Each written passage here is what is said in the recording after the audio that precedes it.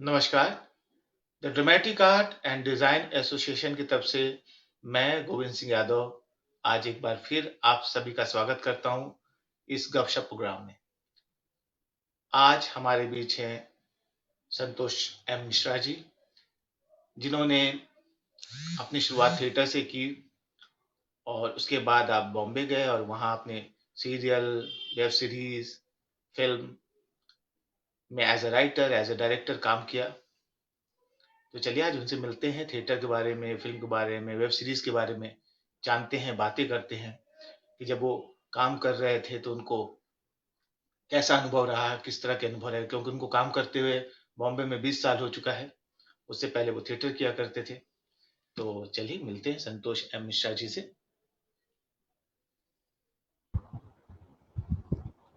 दादा प्रणाम। प्रणाम प्रणाम। कैसे हैं गोविंद? कैसे दादा? मैं बहुत बढ़िया हूँ। पहले तो धन्यवाद आपको कि मुझे आपने बहुत बढ़िया। अपने इस मंच पर आमंत्रित किया, उसके लिए धन्यवाद। धन्यवाद बताएं। आपका कि मतलब आपने टाइम निकाल के हमें टाइम दिया, क्योंकि आपने बिजी शेड्यूल से टाइम निकाला आपने हम लोगों के लिए। ये बहुत बड़ी मतलब शुक्रिया का वो है। तो आपने थिएटर भी किया, सीरियल भी किए, वेब सीरीज भी की, फिल्में भी की। तो यहाँ से शुरू करते हैं कि आप इलाहाबाद से, जब इलाहाबाद में आप थिएटर कर रहे थे तो उस समय वहाँ किस तरह का थिएटर होता था, किन किन लोगों के साथ आपने थिएटर किया? इलाहाबाद में जब थिएटर की मेरी शुरुआत हुई तो जी मुझे याद है कि मैंने पहला प्ले लाइट एंड साउंड का प्रोग्राम था वो माघ मेला में सुरेंद्र सिंह जी के साथ। जी उसके बाद वहाँ से मुझे एक मूवमेंट मिला, क्योंकि मुझे कुछ एक्सपीरियंस नहीं था उससे पहले, बट चाहत थी कि मैं थिएटर करूं और इस प्लेटफॉर्म पे आऊं, मीडिया में जाऊं। तो हम्म, उसके बाद बहुत सारे लोग मिले, जैसे चिंतामणि बेहरे जी, उसके काम प्ले किया मैंने, खामोश इंसानों के आने का वक्त हो चुका है। देन उसके बाद डॉक्टर ब्रज कुमार मित्तल जी, जो ईसीसी के लेक्चरर भी रहे हैं। और एक्चुअल में अगर कहा जाए तो मेरी शुरुआत जो थिएटर की और लर्निंग की प्रोसेस जी उनसे ही हुई है, और वहाँ से काफ़ी कुछ सीखा। उसके बाद हमारे ए आर भौमिक दादा, वहाँ से, हम्म, और फिर करते हुए डॉक्टर अनुपम आनंद, जिनके साथ मैंने अंधायुग प्ले किया, उसमें अश्वत्थामा की भूमिका प्ले की। और जी फिर वहाँ के बाद जो मूवमेंट हुआ मेरा डॉक्टर सचिन तिवारी जी के साथ, जी जो कि नेशनल स्कूल ऑफ ड्रामा में भी वेस्टर्न ड्रामा पढ़ाने जाते थे और बीएनए में भी पढ़ाने जाते थे। तो उनके साथ मैंने प्ले किया वेटिंग फॉर गोडो, जो सैमुअल बेकवेट साहब का है। देन महाभोज प्ले किया, उसमें भी बिंदा का कैरेक्टर प्ले किया, बहुत ही सराहा गया और बहुत सुकून मिला उस प्ले को। कहते प्ले तो काफ़ी किए, बट लेकिन कुछ प्ले आपके बहुत दिल के करीब होती हैं और आपको कहीं ना कहीं एज एन एक्टर फील करा देती हैं कि आप वाकई एज एन एक्टर महसूस करते हो। और वो हर समय नहीं होता, कुछ समय होता है, और उस प्ले में मुझे वो महसूस मैंने किया और बहुत जी लोगों ने अप्रिशिएट किया। उसके बाद फिर मैं करते करते पता लगा कि भारतीय नाट्य अकादमी की तरफ रुझान हुआ मेरा। जी जी आप कुछ और जी पूछना मैं चाह रहे कुछ हैं? नहीं। मतलब मैंने, अच्छा, नहीं, तो नहीं, बिल्कुल मेरा बिल्कुल। हाँ हाँ, तो मेरा उसके बाद बीएनए की तरफ रुझान हुआ, और भारतीय नाट्य अकादमी में जो उनका क्राइटेरिया था उसको फुलफिल करते हुए मैं वहाँ पहुँचा, और वहाँ पर 2 साल की जर्नी जो मेरी, वो अद्भुत रही। और सारे टीचर्स और वहाँ का जो माहौल, और पहली बार एक मध्यम वर्गीय परिवार का लड़का जो आज तक कभी घर से, मतलब अपने होम टाउन से बाहर नहीं निकला हो, गया हो तो चाचा मामा ताऊ के यहाँ गया हो 2-4 दिन के, लेकिन उस पहली बार कहीं अकेले रहने जा रहा है, तो वो थोड़ा सा काम करने का जुनून और सीखने का चाहत तो थी, बट एक कहीं ना कहीं कहते हैं ना, होम सिकनेस, थोड़ी सी यादें और थोड़ी वो सब चीज़ें होती थी। वो भी थोड़े दिन में वो भी कंप्लीट हो गई, क्योंकि लोकल लोग, काफ़ी लोग अपने घर चले जाते थे, बचते थे हम लोग बाहर वाले।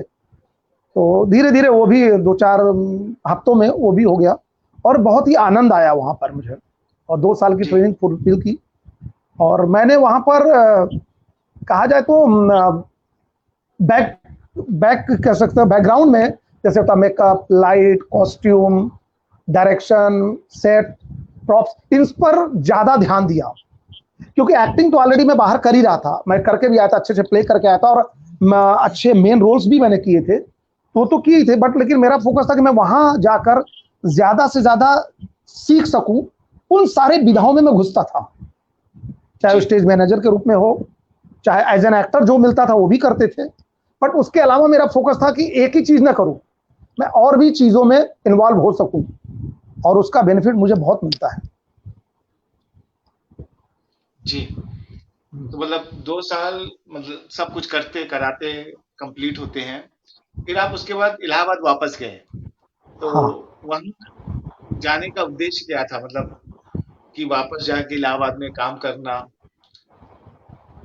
क्योंकि आप हाँ, डायरेक्ट इलाहाबाद। जी, क्योंकि आप डायरेक्ट हाँ, बोलिए बॉम्बे नहीं बोलिए। गए। आपने उससे हाँ। पहले जो सीखा उसके लिए उसके बाद आप इलाहाबाद गए, वहाँ पे आपने काम किया काफ़ी समय तक। हम्म। जी, वो मैं जब वहां से करके निकला तो कुछ वर्ल्ड बैंक का प्रोजेक्ट था, वो हमने किया, जो नुक्कड़ नाटक के पॉइंट ऑफ व्यू से था। उसके जी, बाद फिर मैं इलाहाबाद में तो मेरी चाहत थी कि मैं कुछ प्ले डायरेक्ट करूं, और जो सीखा है जी, उसका उपयोग मैं करूं। तो प्ले करने के लिए सोचा कि मैं इंडिविजुअल करूं। तो डॉक्टर सचिन तिवारी जो हमारे गुरु रहे हैं, तो उन्होंने कहा कि संतोष किसी और संस्था से क्यों, कैंपस थिएटर से करो। जी, तो मेरे लिए बहुत सम्मान की बात थी कि सर ने मुझे कहा कि तुम मेरे उससे करो, क्योंकि बहुत कम लोगों को चांस मिला है उनके यहाँ से प्ले करने का एज ए डायरेक्टर। तो जी, उसमें मुझे वो मिला, मैंने वर्कशॉप किया प्ले के लिए, और उसमें 2 प्ले किया, जिसमें संध्या छाया, जैन दलवी जी का, और आजाद घर, हुँ, 2 प्ले किया। और संध्या छाया में जो मेन कैरेक्टर थे गोविंद सिंह यादव ने ही किया था। और इनके साथ मीनल थी जो प्ले कर रही थी। और उसको थोड़ा सा हमने लास्ट का जो मोमेंट था, लास्ट का पॉइंट ऑफ व्यू था, थोड़ा अपना एक आउटपुट दिया था। याद होगा शायद वो जो रेडियो बजता है लास्ट का, तो हुँ, और बहुत सराहा गया था उस पॉइंट को भी, कि चलो एक अपना एक डायरेक्टोरियल, हर आदमी का अपना होता है कि प्ले जो है वो कर दिया, बट कुछ अगर उसमें अपना क्या डाल सकते हैं जो पॉजिटिव दे सकता है। और वो एक सपने की दुनिया, एक रियल लाइफ से कनेक्ट कर रहा था, वो था। और उसके बाद फिर आजाद घर प्ले किया। तो एज एन एक्टर मैं एक्टिंग तो करता ही था, तो आजाद घर में 2 कैरेक्टर थे उसमें, एक मैंने किया और एक गोविंद सिंह यादव ने किया। और जी, दोनों बहुत ही अच्छा रहा, और बहुत अच्छा एक्सपीरियंस था। और सबसे अच्छी चीज थी उसमें कि जो हमने ड्रामा स्कूल में सीखा भारत नाटक अकादमी से, वो सारी चीजों का उपयोग किया इंडिविजुअल। मतलब मैंने लाइट, कॉस्ट्यूम, ड्रेस, मेकअप, मैंने जहां पर मैं उपलब्ध होता था मैंने किया। मैंने बाहर से नहीं बुलाया था। हाँ, जिसमें हुँ, मैं एक्टर था उसमें भी शायद मैंने, या तो शायद मैंने मेकअप नहीं बुलाया था, नहीं, नहीं नहीं, बुलाया था। हाँ, हमने ही खुद किया था। हाँ, लाइट के लिए अपने वाले प्ले में हमने, हमारे सीनियर थे उनका हेल्प लिया था, सिर्फ लाइट के लिए, एक प्ले के लिए। और बड़ा आनंद आया। और उसके बाद फिर सोचा कि अब मुंबई की तरफ चला जाए। तो उसके बाद फिर सचिन सर ने एक चीज बोली कि तुम प्ले कर रहे थे और करना भी चाहते हो तो एक काम करो ना, मैं सोच रहा हूँ, उनके जहन में उस समय था, शायद उन्होंने सबसे शेयर किया हो कि नहीं पता नहीं, मुझसे कहा था कि मैं रंगमंडल की स्थापना करना चाहता हूँ, अच्छा, और तुम उसे एग्जीक्यूट करो। और तुम जो बीएनए के लोग हैं, थिएटर करना चाहते हैं, उनको बुलाओ और उनके साथ करो, और जो बेसिक जो भी भत्ता होगा, जो हमारी रेंज में होगा, हम वो करेंगे, एक बार शुरुआत हो। तो लेकिन अपना जुनून था कि नहीं, अब मुंबई जाना है। तो फिर उसको मैंने क्षमा मांगा और मुंबई की तरह रवाना हो गए। जी, बिल्कुल। उसके बाद तो आप मुंबई चले गए थे और मुंबई में लगभग अभी आपको 20 साल हो गए हैं, काम लगभग। करते-करते, है ना? तो मैं चाहूँगा कि आप वो 20 साल का जो आपका एक्सपीरियंस है, क्योंकि इस दौरान आपने बहुत सारे काम किए, जिसके बारे में मैं भी परिचित नहीं हूँ।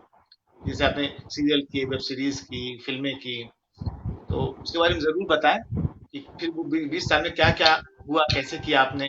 मुझसे क्वेश्चन करते रहो, मैं स्टार्ट करता हूँ, बट हाँ, क्वेश्चन करते मैं रहोगे तो ज़्यादा आनंद आता नहीं, रहेगा। बीच हाँ, बीच में तो क्वेश्चन मैं पूछ रहा हूँ। स्टार्टअप, हाँ, कि जब मुंबई पहुंचा तो सबसे पहले तो एक प्रॉब्लम थी, क्योंकि हम ब्राह्मण आदमी, और ये बड़ा कॉमिक है, बट हाँ, लेकिन जब सुनते थे, इलाहाबाद में थे तो सुनते थे कि भाई वहाँ पर नॉनवेज खाना पड़ेगा। अच्छा। और हाँ, नॉनवेज सबसे ज़्यादा खाना आता है, वेज बहुत कम होता है, क्योंकि शूटिंग तो हमने देखी नहीं थी उस तरह से। तो अब तैयारी करने के लिए अब क्या किया जाए, नॉनवेज खाना पड़ेगा। अभी समझ नहीं आ रहा भाई क्या किया, क्योंकि लेकिन हमने एक चीज हमने अपने जहन में बैठा ली थी, जो हम काम करने आ रहे हैं उस काम को करने के लिए हम कोई भी बाधा आए हम उसको साइड में कर देंगे। इसलिए ठीक। मैं बीएनए में ही जब मुझे पता लग गया था, तो मुझे हमारे दादा थे वहाँ, मैं मेस इंचार्ज था, तो दादा ने मुझे अंडा खिलाना और मच्छी खिलाना भी टेस्ट करा दिया था, कि अगर मौका लगा और खाना पड़े तो उल्टी नहीं होगी तुम्हें, तुम स्वाद वाले हो जाओगे। लेकिन इत्तेफाक की बात कहो और ऊपर वाली कृपा समझो, कि जब मैं यहाँ पहुंचा और जब शूटिंग में देखा कि दोनों ऑप्शन तो बराबर है यार, लोगों ने गलतफहमी पैदा कर दी थी दिमाग में कि नहीं ऐसा है, दोनों ऑप्शन रखा है, तो आज तक शूटिंग पर मैंने नॉनवेज खाया ही नहीं। अच्छा। सोचो, तैयारी की थी लेकिन नहीं खाया। ये एक फनी मूवमेंट था मेरे लिए, और आज भी मैं सोचता हूँ कि साला क्या यार जिसके लिए सोचो। और फिर वहां से जो जर्नी स्टार्टअप हुई कि असिस्टेंट, क्योंकि असिस्टेंट डायरेक्टर के तौर पे काम करने के लिए तो काफ़ी, शुरू में तो काम तुरंत मिलता नहीं है, और जब करने की शुरुआत हुई तो लोगों के चक्कर लगाना शुरू हुआ, जैसे सभी लोग लगाते हैं, भाई यहाँ ऑफिस में जाओ, वहाँ ऑफिस में जाओ, ऐसे जाओ, मिलो, यहाँ जाओ। और पहली बात तो रहे, आप कोई आपको ऐसा कोई जानने वाला नहीं है स्पेशली कि जो आपकी मदद करे, तो जी। आपको खुद रास्ता चुनना है। तो यहाँ मुंबई में मैं कुछ दिन अपने मामा जी के यहाँ, कुछ मुझे लग रहा है 5-7 दिन मामा जी के यहाँ रहा। उसके बाद वो माहौल मुझे नहीं मिल रहा था, तो इसलिए मैं एज ए पेइंग गेस्ट रहने चला गया वहां पर। जुहू बीच पर सिटीजन होटल है, उसके जी। ठीक पीछे कंपाउंड है जहाँ पे काफी लोग रहते हैं। तो वहां पर किसी ने बताया कि क्रिश्चियन लेडी हैं, और वो पेइंग गेस्ट के तौर पर सन 2001 की बात है, जनवरी की बात के तौर पर वो देती हैं। और उस समय 800 रुपए 3x6 समझो, 3x गद्दा जो होता है 3x6 का एक, उसका मिला।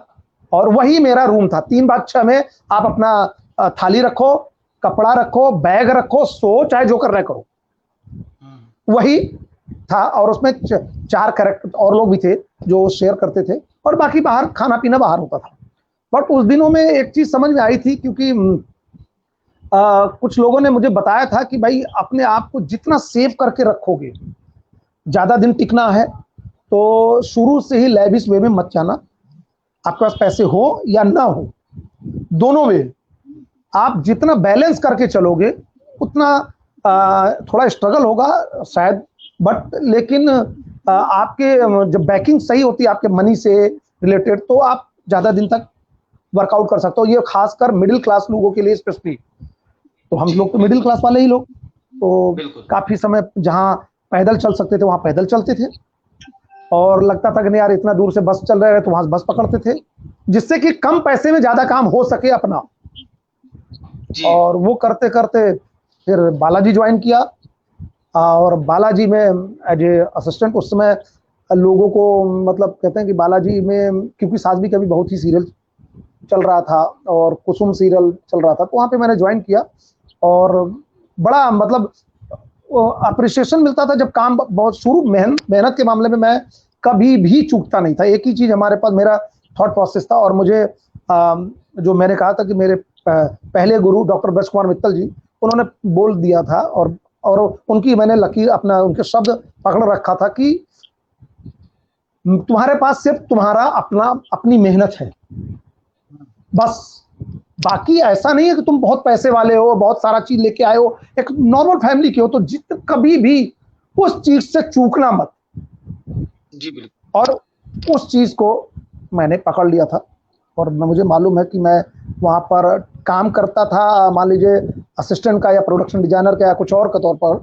But as a casting director भी मुझसे पूछे थे, तो मैंने कितने लोगों को अपने बीएनए की ही जब मैं स्टार्टअप था तो बहुत सारे लोगों को मैंने उसमें जहां जरूरत पड़ी कैरेक्टर वाइज मैंने उसमें cast as a actor chance दिया। मैंने क्या चांस दिया, बस एक हेल्प किया उनके लिए कि दो बातें जो मेरे जहन में हाँ। आती हैं कि एक ये कि जब आप एज असिस्टेंट डायरेक्टर जुड़े सीरियल के साथ, हम्म, तो आप हम्म, उससे पहले थिएटर करके आए थे, तो हाँ, थिएटर की ट्रेनिंग ने और फिल्म सीरियल में जब आप जुड़ रहे हैं तो कितना आपको मदद किया वहां काम करने में, कितनी बिल्कुल सही। आपको सहूलियत?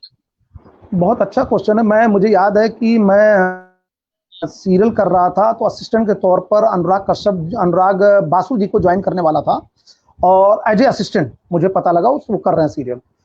लेकिन अचानक से वहां पर एक सीरियल था कि मतलब चल रहा था, सुपर डुपर हिट था सीरियल, क्योंकि सास भी कभी बहू थी। तो उसमें कहते हैं ना कि प्रोडक्शन डिजाइनर के पॉइंट ऑफ व्यू से वो चीजें चाहिए थी। प्लानिंग जिसको कहते हैं प्लानिंग करना, आर्टिस्टों का प्लान करना, डेट फाइनल कराना और कल क्या शूट होना है वो सब प्लान करवाना, वो सब के लिए। तो वहां लोग बहुत कम लोग, मतलब 10-15 दिन में शुरुआत, क्योंकि बहुत बड़ा वो सेटअप था। वो बहुत सारे आर्टिस्टों की डेट, बहुत सारे लोगों की एक साथ कॉम्बिनेशन में। जब मैंने वो किया और बोला मुझसे कि संतोष अभी वो तो सीरियल स्टार्ट होने में टाइम लग रहा है और मुझे भी काम की जरूरत थी, तो तुम ये कर पाओगे? तो मैंने कहा हाँ कर लूंगा। तो बोले कि कभी तुमने किया है? मैंने कहा किया नहीं है, बट मैं कर लूंगा, मुझे पता है। आपसे बता दें कि आपको किसके पॉइंट ऑफ व्यू से चाहिए, मतलब एक लोकेशन के पॉइंट ऑफ व्यू से होता है शूटिंग करना, और एक होता है आर्टिस्ट के पॉइंट ऑफ व्यू से कि आर्टिस्ट की जो डेट्स मिल रही हैं और उसके हिसाब से मैनेज करना दोनों के बजट के अनुसार। और ये प्रभु की कृपा है कि मैंने मतलब कहते 4 से 5 घंटे में मैंने वो शेड्यूल बना के दिया जो उनको आश्चर्य लगा। और मुझे याद है कि एकता जी ने मुझे अपने रूम में बुलाया था उसमें और बोला कि तुमने इससे पहले कहाँ काम किया है? मैंने कहा नहीं, मैंने नहीं किया है। तुमने कैसे किया ये? मैंने कहा मैं थिएटर से हूँ, भारतीय नाट्य अकादमी से, और मैंने बहुत सारे प्ले किए हैं और एज ए स्टेज मैनेजर मैंने काम किया है, तो मुझे पता है कि प्लानिंग क्या होती है। उस प्लानिंग के तहत वो जो चीज का बैकग्राउंड था, थिएटर का बैकग्राउंड, उसके कॉन्फिडेंस के कारण मैं नहीं कर पाया। मैं नहीं तो मैं नहीं कर सकता था, और पहले क्योंकि मैंने आज तक पता ही नहीं था, और जब मैंने कर दिया तो वाकई ये था कि भाई नहीं तुम ये करो। और प्रॉब्लम यही हो रही थी कि भाई चीजों को कहते ना कि कुछ अचीव करना है तो सब रास्ते खोल के रखा। तो थिएटर का वो जो क्षण था या जो मैंने सीखा था थिएटर से, वो मेरे उस प्लानिंग में बहुत काम आया, और आज भी काम आता है मुझे बहुत।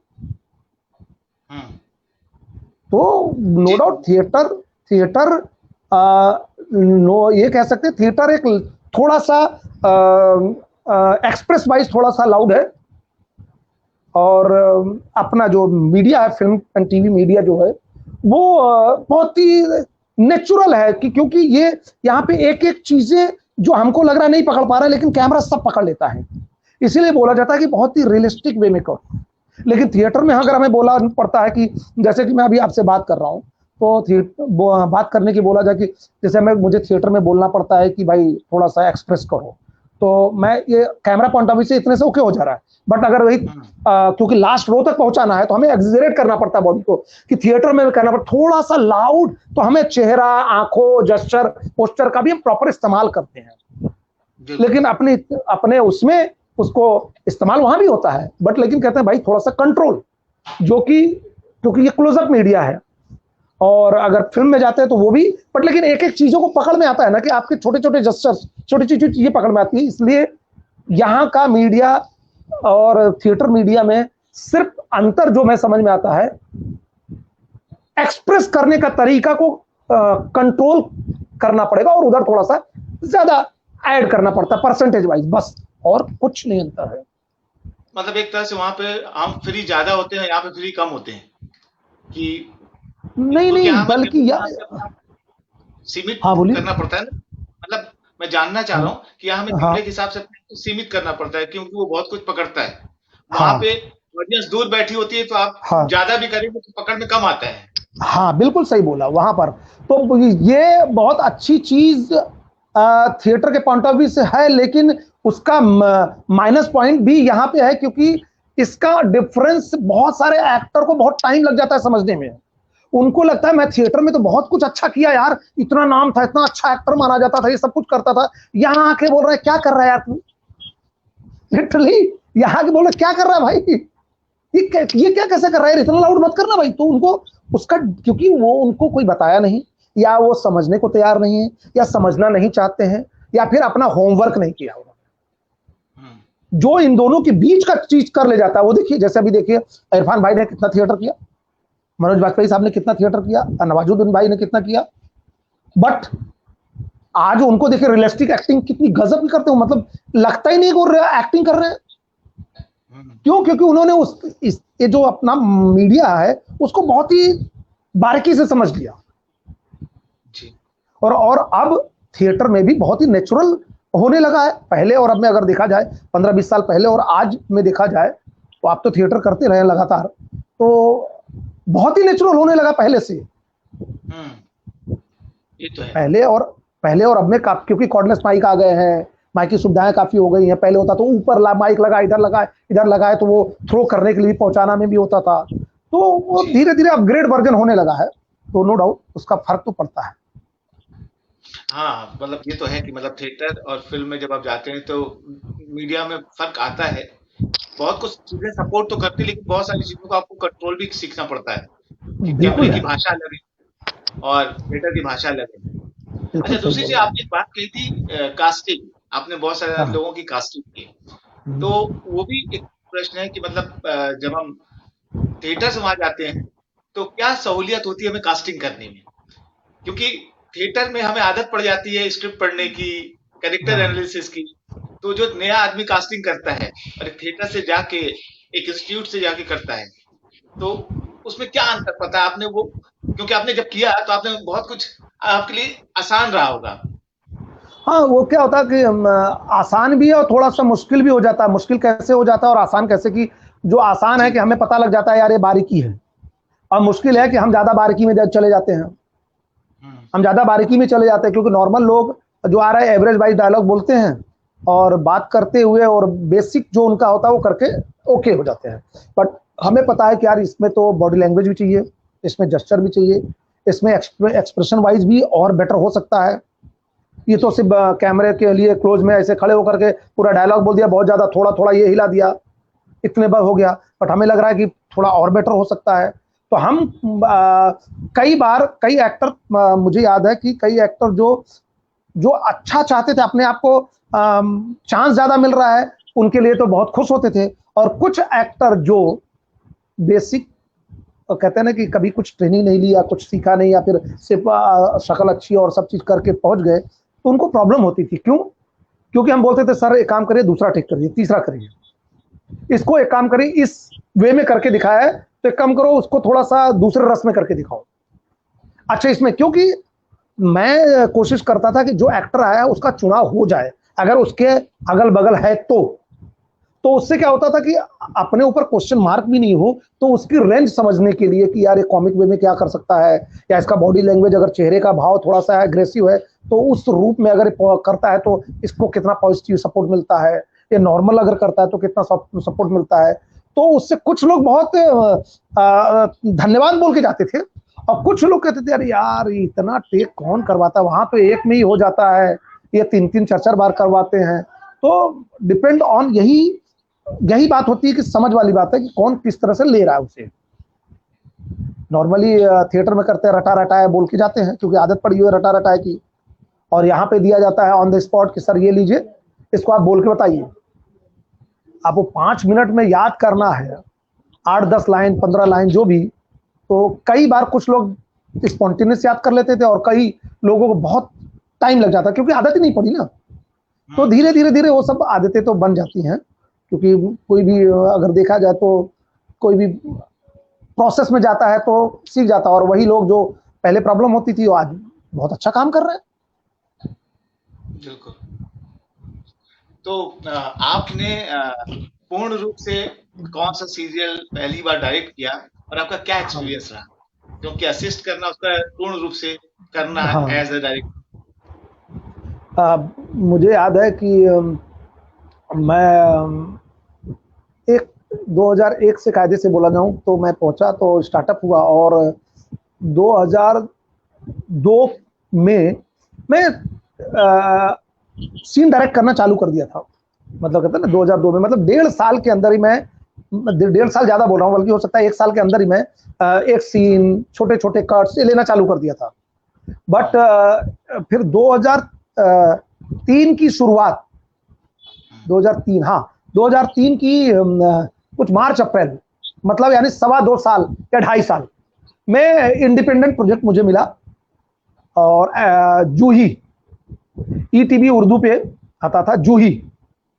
और वो जब मैं पहली बार जब सेट पे गया तो बड़ा अजीब सा एक्सपीरियंस था। मतलब हम तो कहते हैं ना, जुझारू वाले लोग, जुनूनी वाले लोग, काम करने वाले, आगे पीछे कुछ जानने वाले लोग नहीं, बस काम, सिर्फ काम काम। जी। और जब वहां पे बताया गया कि संतोष तुम यहाँ पे जो ज्वाइन कर रहे हो डायरेक्ट करोगे, लेकिन किसी को कुछ प्रॉब्लम ना हो, इसलिए आप पहले मतलब एक तरह से एसोसिएट टाइप नाम दे दिया जाएगा, और वो ज्वाइन करोगे, लेकिन डायरेक्ट करोगे, और 2-4 दिन के अंदर तुम करोगे, जिससे कि पता लग जाए। जैसे कि किसी को होता ना कि अगर समय मिल जाएगा किसी को कुछ प्लेस करने के लिए। बिल्कुल। तो जब मैं पहली बार करने गया तो नाम नहीं लूंगा उनका, डायरेक्टर का मैं। और तो जब करके आया तो बड़ा सेट पर अप्रिसिएशन हुआ कि संतोष ने बहुत जल्दी काम कर दिया, और परफॉर्मेंस में घुसता है, ये बहुत डिटेलिंग वाइज काम करता है। और प्रोड्यूसर को खबर पहुंच गई, और जब प्रोड्यूसर को खबर पहुंची तो पता लगा पहले दिन ही मैंने कुछ 5-6 सीन डायरेक्ट कर दिए। और फिर दूसरे दिन से लगातार पहले ही शेड्यूल में मैंने इंडिपेंडेंट कुछ 8 दिन उन्होंने किया, 7 दिन मैंने डायरेक्ट किया। और चैनल से आया कि अभी तक के बेस्ट शूटेड सीक्वेंस में से कुछ सीन मेरे वो रहे हैं। और वो बड़ा एक्सपीरियंस अच्छा था, और बड़ा मजा आता था कि एज ए डायरेक्टर काम करना, लेकिन जुनून बहुत तगड़ा था। तो मतलब वो जुनून मुझे बहुत काम करने के लिए फोर्स करता था। और हम राजन त्रिवेदी जी कैमरामैन थे, बहुत मतलब वो बहुत हेल्पफुल थे, और बड़ा मोटिवेट भी करते थे मुझे। और मेरा एक चीज था शुरू से कि प्लानिंग मेरी बहुत तगड़ी होती थी। एक चीज शुरू से था कि अगर समय बचाना है और काम अच्छा करना है तो प्लानिंग मैनेजमेंट बहुत इंपॉर्टेंट है। और वहां पे भी होता था, मैं एक सीन कर रहा हूं तो दूसरे सीन की लाइटिंग चलती थी, 3-3, 4-4 सीन में पढ़ लेता था एक साथ, और प्लानिंग करना, एक एंगल वाइज में शूट कर लेता था। तो मतलब शुरू से ही कहते ना कि एडिट, क्योंकि एडिट का, प्रभु की कृपा से एडिट का सेंस मुझे, मैं कह सकता हूं कि अच्छा है, ठीक ठाक नहीं बोलूंगा, अच्छा है मैं बोलूंगा कि मैं बता सकता हूं कि अगर शॉर्ट चलते देखकर बता सकता हूं कि हाँ गड़बड़ हो रहा है या गड़बड़ नहीं है। ये क्योंकि इतने दिन मैं एडिटिंग में रहा हूं, पोस्ट प्रोडक्शन में मेरा बहुत इंटरेस्ट रहा, इसलिए क्योंकि मुझे पिकअप पकड़ना है, क्योंकि अगर मैं वहां नहीं जाऊंगा तो फ्लोर पर उतना तगड़ा नहीं रहूंगा। वो बड़ा अच्छा एक्सपीरियंस रहा वो। और उसमें काफी सीनियर आर्टिस्ट थे और मैंने काम किया, और वो उसके प्रोड्यूसर्स थे आपके वन प्रोड्यूसर में से एक थे तनु बेट्स, मन्नू के एक प्रोड्यूसर, उसके प्रोड्यूसर थे वो शैलेश सिंह जी। हाँ जी, जी, ज़रूर। तो सीरियल के बाद आपने फ़िल्में भी की। तो हाँ हाँ। सीरियल के फ़िल्म जो है, क्या अंतर होता है सीरियल और फ़िल्म में?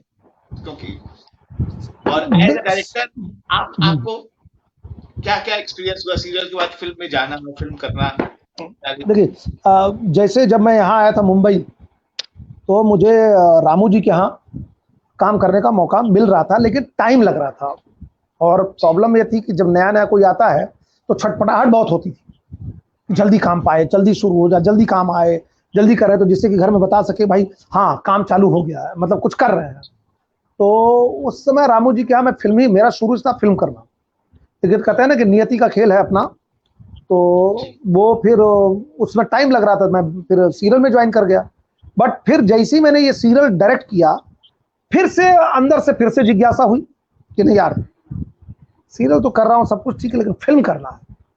हम्म, और और फिल्म की तरफ जब चालू हुए तो भगवान ने एक मौका भी दिया, और मैंने एक फिल्म की एज ए एसोसिएट डायरेक्टर, जबकि normally chance direct associate level पर बहुत रेयर केस में मिलता है, इस लेवल से कि आप चाहे जो भी करके आए हो, लेकिन फिल्म के लेवल पे चीफ एसोसिएट, पहले एसोसिएट नहीं होता था, चीफ ही होता था। तो उस लेवल पर मतलब डायरेक्टर के बाद आप हो, जी। और तो वो शुरू से ही सिद्ध करना पड़ता था।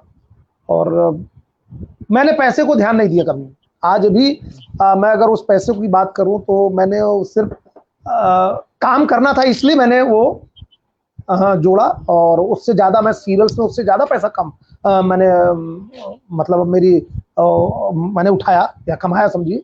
बट लेकिन तो फिल्म मुझे करना था, तो मैंने किया, और वो उसके कुछ बहुत अच्छे एक्सपीरियंस रहे। जैसे और वो फिल्म थी अमरीश पुरी जी की लास्ट फिल्म थी, अच्छा। उसके बाद उनकी डेथ हो गई।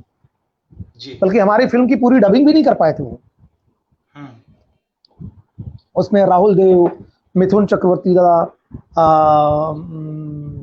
शरद सक्सेना, मुकेश तिवारी, मधु जी, फूल और कांटे वाली जो हीरोइन थी मधु जी, राहुल सिंह महरिया, और अमरीश पुरी जी, ये सब कैरेक्टर्स थे। और हमने जोधपुर जेल में शूट किया, ओरिजिनल जेल में हमने शूट किया है, हम्म, और बहुत ही अच्छा एक्सपीरियंस रहा। फिल्म का बड़ा मजा आया, और मेरे लिए उस फिल्म में मैंने बहुत कुछ सीखा, क्योंकि मुझे बहुत कुछ करने को मिला।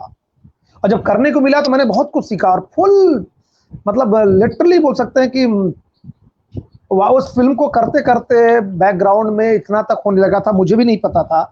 लोग ये बोलने लगे कि संतोष फिल्म डायरेक्ट करने जाने वाले हैं, अच्छा। मुझे भी नहीं पता। बल्कि एक दिन मधु जी आके मुझसे बोली भी कि संतोष, पता चला आप फिल्म डायरेक्ट करने वाले हैं, और तो मुझे कास्ट करोगे ना? फिर मैंने कहा मैं, मुझे तो पता ही नहीं है कि फिल्म मैं शुरू करने वाला हूँ। कहे नहीं, अरे लोग तुम्हारे बारे में बोल रहे हैं। हम्म, मैंने कहा ये तो भाई उनकी क्या देख रहे हैं मुझे नहीं मालूम है, बट कहे नहीं, अगर तुम्हारे अंदर कुछ होगा तभी तो बोल रहे हैं। और नो डाउट बहुत अच्छा एक्सपीरियंस था। मुकेश तिवारी जी ने कई बार मुझे कहा कि संतोष, तुम यार कुछ बड़े प्रोडक्शन हाउस को ज्वाइन करो ना, और हम्म, तुम्हारे अंदर वो क्षमता है, हम्म, करो। बट कहते हैं ना, इत्तेफाक की बात है, संयोग, और तब तक वो करते करते मुझे फिर सीरियल मिल गया एज ए डायरेक्टर। हम्म, क्यों अपने हुए पर आए, जो मुंबई में बाढ़ आई थी उस समय 2005, शायद हाँ 2005 का लास्ट था, और मैं वो डायरेक्ट कर रहा था, क्यों अपने हुए पर आए। और फिनिश से लास्ट तक डायरेक्ट मैंने किया। उसमें भी थे बड़े बड़े आर्टिस्ट थे, कुलभूषण खरबिंदा जी, मयूरी कांगो, एस एम जहीर, निर्मल पांडे जी, ये सब वन ऑफ द लीड। उनको मुझे सौभाग्य मिला उनको निर्देशित करने का, और बड़ा अच्छा एक्सपीरियंस रहा उनके साथ काम करने के समय, और सीखा, और बड़ा आनंद आया। क्योंकि जब आप बड़े सीनियर एक्टर के को डायरेक्ट करने का अनुभव मिलता है तो समझ में आता है कि आपकी अपनी रेंज क्या है। क्योंकि जी। वो ऐसे लोगों को, एक नॉर्मल डायरेक्टर तो ऐसा नहीं है कि भाई डायरेक्ट कर लेगा, कुछ तो वो देखेंगे तभी आपकी बात मानेंगे। हम्म, नहीं तो, और सीनियर मैंने अनुभव भी किया है कि सीनियर जो एक्टर्स हैं, अगर आप उस लायक नहीं है और उसने, तो आपका वो मतलब वो क्वेश्चन भी कायदे से करते हैं, टाइट भी कायदे से करते हैं, वो पता भी नहीं चलेगा लेकिन टाइट कर देते हैं। जी। तो ऊपर वाले की कृपा से बड़ा अच्छा एक्सपीरियंस रहा सबसे। और निर्मल तो भाई के साथ तो उनकी डेथ हो गई, आप इस निर्मल तरह की पांडे जी। प्रिपरेशन, जब इतने बड़े बड़े एक्टर के साथ आप काम करते थे, तो आपकी अपनी प्रिपरेशन किस तरह से होती थी? आप अपने आप को कैसे एज अ डायरेक्टर तैयार करके जाते थे? बिल्कुल सही कि मेरा एक ही चीज़ था कि मैं जब एज ए डायरेक्टर वहाँ करने जाता था तो मैं स्क्रिप्ट को बाकायदे पूरी, जो मुझे, क्योंकि मैं जब उनसे बताऊं या उनसे बात करूं तो उनका कोई भी क्वेश्चन आए तो मुझे पता होना चाहिए एज ए डायरेक्टर। तो मेरा होमवर्क पूरा होता था कि मैं जो उस शेड्यूल में मेरी जो पूरी स्क्रिप्ट होती है, स्टोरी होती थी, पूरा डिटेलिंग में मैं पढ़ा होता था। मुझे पता होता था इसके बाद सीन में क्या हो रहा है, इसके बाद क्या आ रहा है। मैं असिस्टेंट के भरोसे कभी नहीं हूं हम्म, कि मैं असिस्टेंट पूछे इसके बाद क्या सीन, अच्छा इस सीन में क्या हुआ था, उस सीन में क्या हुआ था, अच्छा अच्छा वो उसने क्या किया था, कभी नहीं, आज तक नहीं है। मेरी वो आदत शुरू से थी और आज तक है कि मैं अपना होमवर्क बहुत तगड़ा करता हूँ शुरू से ही, कि मुझे क्या प्लान करना, शॉट क्या लेना है, इस किस सीन को मुझे किस तरह से ट्रीट करना है। या आर्टिस्ट का है तो जो प्लानिंग होती थी, मैं सुबह सुबह पहुंच के ही प्लान करके 4-5 सीन का प्लान बता देता था, इसके बाद ये करूंगा मैं। तो असिस्टेंट को भी प्रॉपर बैठा के सुबह सुबह मैं मीटिंग लेता था। तो होमवर्क और शुरू होने से पहले तो डिटेलिंग इतनी कर लेते थे, जिससे कि एक्टर जब कोई पूछता था कोई चीज ना, तो उसको लगता था नहीं यार, इसने होमवर्क किया है, इसके साथ ज्यादा आर्गुमेंट करके कोई फायदा नहीं है, क्योंकि ये इसको पता है, सब जो मैं क्वेश्चन कर रहा हूं इसको पता है। कई बार तो एक्टर पूछ लेते थे, भाई ये शॉट ले रहे हो, ये भी ले रहे हो, ये भी ले रहे हो, लगाओगे कौन सा? जो सीनियर एक्टर हैं, बड़े एक्टर, वो ये पूछ लेते हैं कि भाई आप इस एंगल से भी ले रहे हो, इस एंगल से ले रहे हो, इस एंगल से भी ले रहे हो, तो लगाओगे सेम चीज आप 4 एंगल से ले, लगाओगे कौन सा? तब एज एन डायरेक्टर और एज एन एडिटर, डायरेक्टर को एडिटिंग पॉइंट ऑफ व्यू से जो ये मैं करता हूं, मैं दूसरे की बात नहीं करूंगा, मैं करता हूं कि मैं इतना क्लियर रहता हूं, मैं सेट पर बताता हूं इसका पहला ये शॉट लगेगा, उसके बाद ये लगाऊंगा, उसके बाद ये लगाऊंगा, मैच कट में ये लगाऊंगा, उसके बाद ये एंगल लगाऊंगा, ये लगाऊंगा, पूरा एकदम एडिट वाइज में बता दूं। और ये मेरा एक्सपीरियंस निर्मल जी के साथ भी रहा है, एस एम जहीर जी के साथ भी रहा है, और अमरीश जी के साथ रहा है। मेरा बहुत तगड़ा एक्सपीरियंस रहा इस मामले में जी। तो एज ए डायरेक्टर, अगर आप अपने आप को बेटर बना के रखना है और सेट पर सही बने रहना है, या फिर अपनी काम को लेकर कोई आपको क्वेश्चन न उठाए, उसके लिए अपना होमवर्क मैं करता हूं। जी जी बिल्कुल। तो मतलब थिएटर के बाद जब आप डायरेक्ट करते हैं तो कितना नॉलेज, जैसे आप बात कर रहे हैं कि मतलब एडिटिंग के बारे में, कैमरे के बारे में भी डायरेक्टर को सब पता होना चाहिए, क्योंकि कैमरा तो बहुत इम्पोर्टेंट चीज हो जाता है। डायरेक्टर को पता होना चाहिए। हाँ वही। तो हाँ, मतलब तो आपने कैसे ये नॉलेज गेन किया, मतलब कैमरे के बारे में, एडिटिंग के बारे में, क्योंकि आप तो थिएटर की ट्रेनिंग लेके गए थे। बिल्कुल सही। मैं जब असिस्ट करता था तो जी। सिर्फ पैसा मिलता था सेट पर, जिस दिन शूटिंग होगी उस दिन का पैसा मिलता था। बाकी आप प्री प्रोडक्शन में आते हो, ऑफिस में आए, प्री प्रोडक्शन जो किया कराया और चले गए। लेकिन मैं वो काम, उतनी काम नहीं करता था।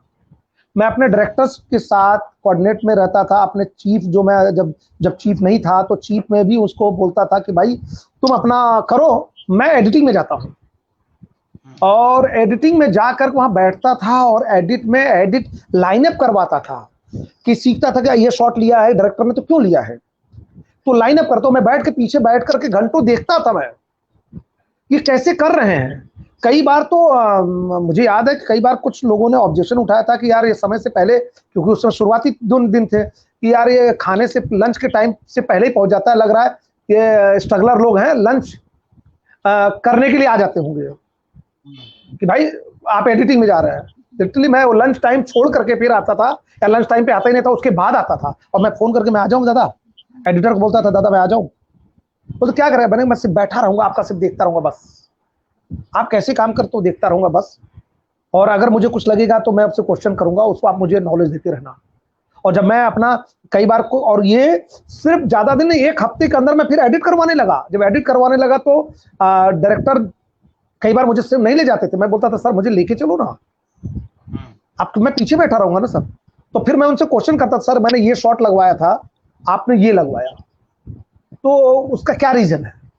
तो उसका वो रीजन देते थे कि ये मैंने इसलिए लगाया, ये बेटर शॉट है, या इसमें ज्यादा अच्छा एक्सप्रेशन आ रहा है, या फिर ये एंगल लगाना ज्यादा अच्छा है, इसके बाद ये होना चाहिए। तो ये सब चीजें मैंने एडिट में बैठ बैठ के सीखा।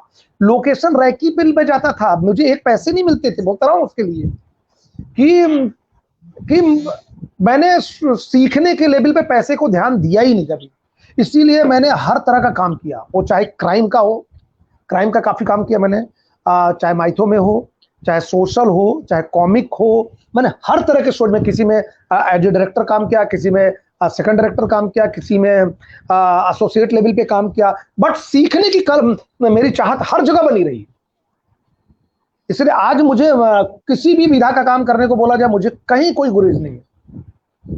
तो आपको कभी मन नहीं होता कि मतलब डायरेक्शन के साथ साथ एक्टिंग भी की जाए, क्योंकि आपने तो एक्टिंग भी थिएटर में की थी।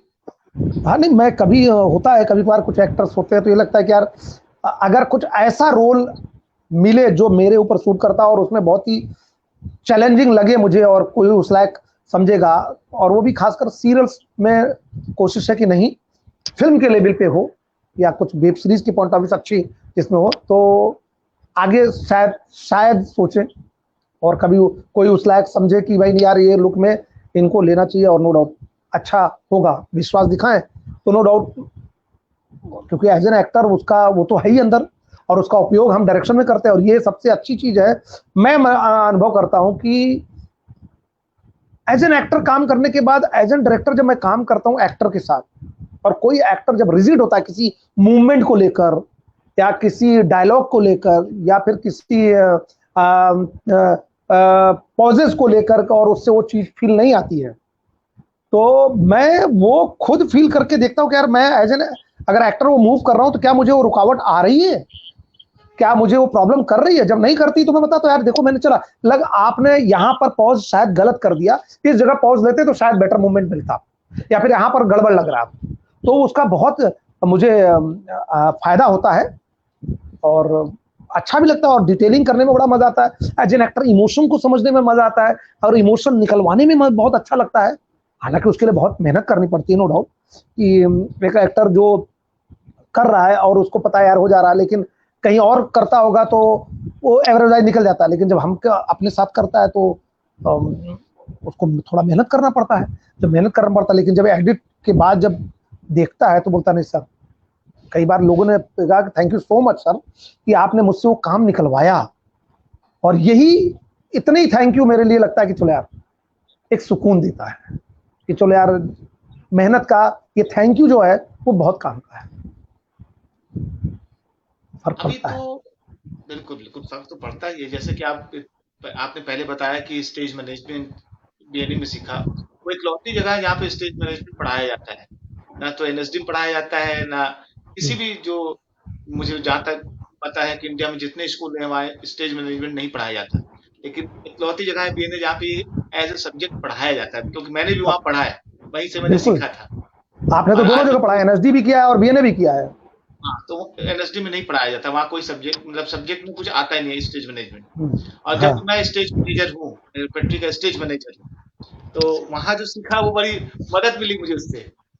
तो अभी तो वेब सीरीज का समय चल रहा है, तो सीरियल फिल्म, तो इस वेब सीरीज में क्या अंतर है सीरियल और फिल्म से? क्योंकि अभी बहुत हर अच्छा हर क्वेश्चन कोई कह किया, रहा है कि हम वेब सीरीज कर रहे हैं। बिल्कुल सही कहा, बहुत अच्छा क्वेश्चन किया है। और ये जो मैंने अनुभव किया मैं उसको जरूर शेयर करूंगा कि वो डिफरेंस, पहली बात वेब प्लेटफॉर्म पे आने पर काफी लोग कहते हैं मैं वेब सीरीज कर रहा हूं, जी। क्योंकि वेब प्लेटफॉर्म पे आ गया, नेट से रिलेटेड हो गया आपके, तो वो वेब हो गया। हम्म, एम आई राइट? हम्म, यही लोग कहते हैं, बट पॉइंट यह है कि वेब सीरीज में वेब पे मतलब नेट पर आने पर आप कुछ भी कर रहे हो, वो मैं उसको वेब सीरीज के पॉइंट ऑफ व्यू से नहीं मानता हूं। वो ठीक है, वो नाम के लिए वेब सीरीज हो गया, बट अगर एक काम का एक कहते हैं ना कि हर चीज का एक स्टैंडर्ड है। जी।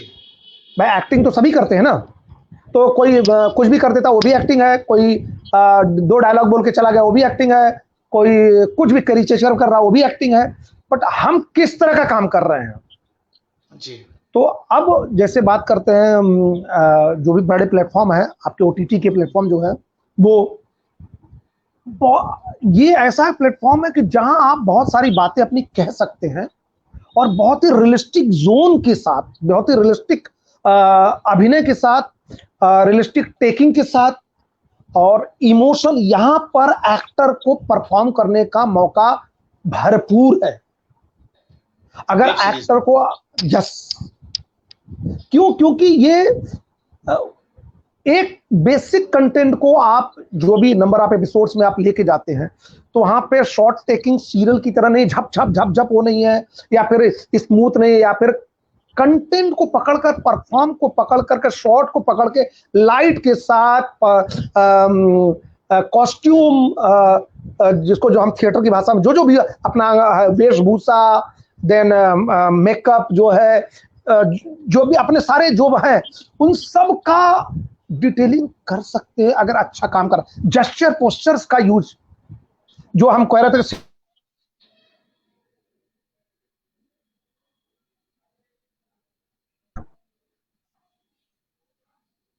मुझे लगता है शायद संतोष जी के तब इसे बात किया जाए तो जी यहाँ पर भरपूर मौका है। आप अपना अपनी जो भी आपका टैलेंट है दिखा सकते हैं।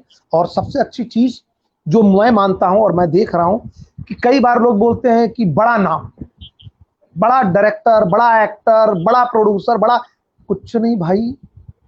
आप क्या, आपका विजुअलाइजेशन क्या है, आप एज एन एक्टर क्या सोचते हो, आप एज एन डायरेक्टर क्या सोचते हो, उसको दिखाने का प्लेटफॉर्म पर बहुत सारे बड़े नाम और बहुत सारे जो नए हैं वो कमाल कर रहे हैं।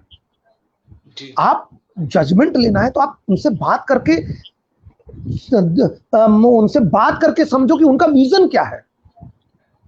और सबसे अच्छी चीज क्या है कि एक कोई चीज आप शुरू करते हो और आपको अच्छी लगी तो आप पूरा खत्म कर ले जाते हो या 2 दिन में खत्म कर ले जाते हो। इसलिए सीरियल में एक लिमिटेड है कि वो जब चलाएगा तो चलेगा, नहीं चलाएगा तो नहीं चलेगा।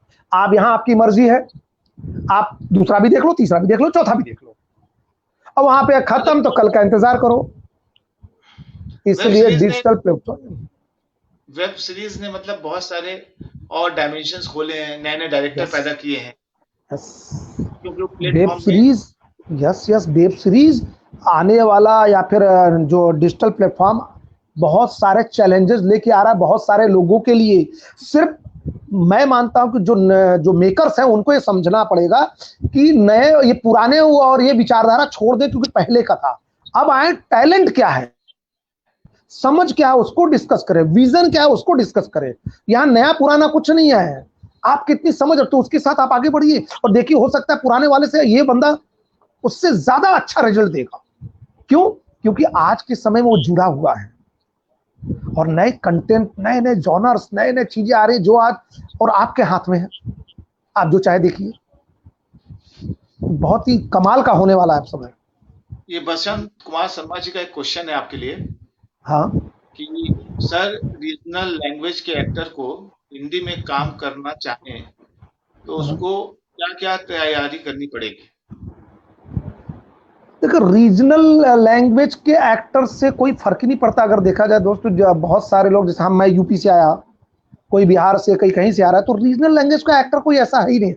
वो लैंग्वेज है, रीजनल लैंग्वेज का एक्टर कोई ऐसा कुछ होता ही नहीं है। लैंग्वेज हो सकता है कि रीजनल है।